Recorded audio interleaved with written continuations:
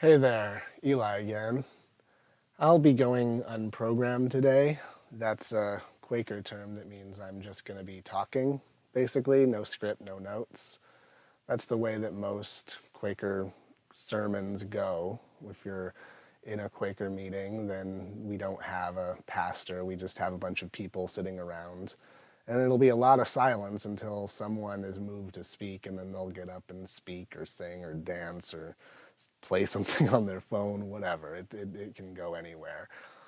Um, the reason I wanted to do that today is because I want to talk a little bit about what ministry means to a Quaker. I've been doing research today for a video I want to do on Friday involving the dysfunctional relationship between evangelical Christianity and the far right. And I need a palate cleanser. So I wanted to talk a little bit about why Quakers don't proselytize and why that doesn't necessarily mean that we don't minister, right? I talked a little bit in the last video about how, we let our lives be our testament. We believe that activism is essentially ministry. We're not trying to convert people over to Christ or to our church or whatever.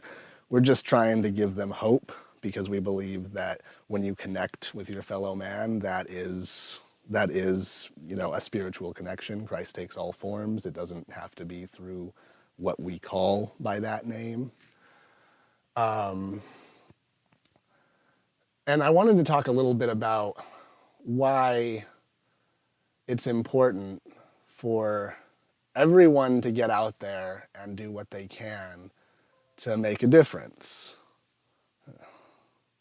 I did not mute my computer, so hold on one second. Okay, no more dinghies. Where was I?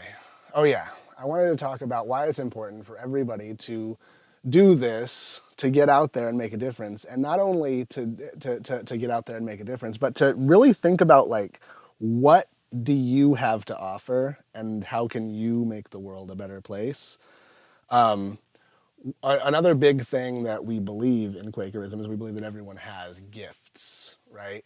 And you might be familiar with that if any of you come from a conservative Christian background, because it's really big in Pentecostal circles. They'll make you take little tests and stuff. I've taken one of those tests. I scored high on charity, ministry, and mercy, which basically means I'm a giver, I'm a pacifist, and I like to hear myself talk.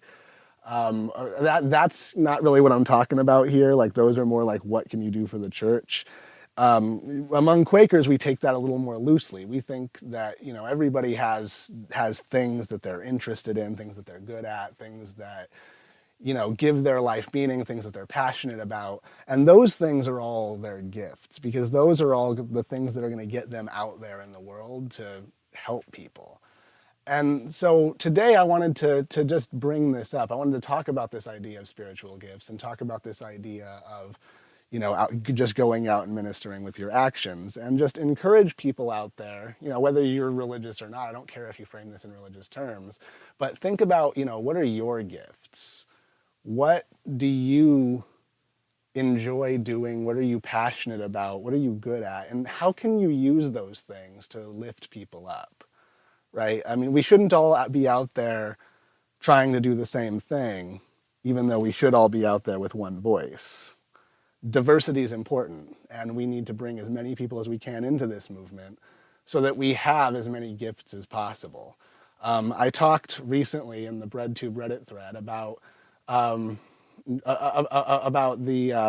the importance of bringing military people into the left, because revolution might get violent. I really hope it doesn't, but if it does, we need people that know what they're doing, right? And of course, my whole thing is I think we need to bring more religious people into the left, because that's most people. And if you want to get out there and bring the masses into our movement, you need to meet the masses where they are. And I think that, for anybody, what are your gifts? Who can you talk to? What can you do? Think about that. And, if you use your gifts to help people, then I think that this movement can succeed. even if some people do consider it to be idealistic. And I guess that's all I have to say. All right, this is Eli, signing off.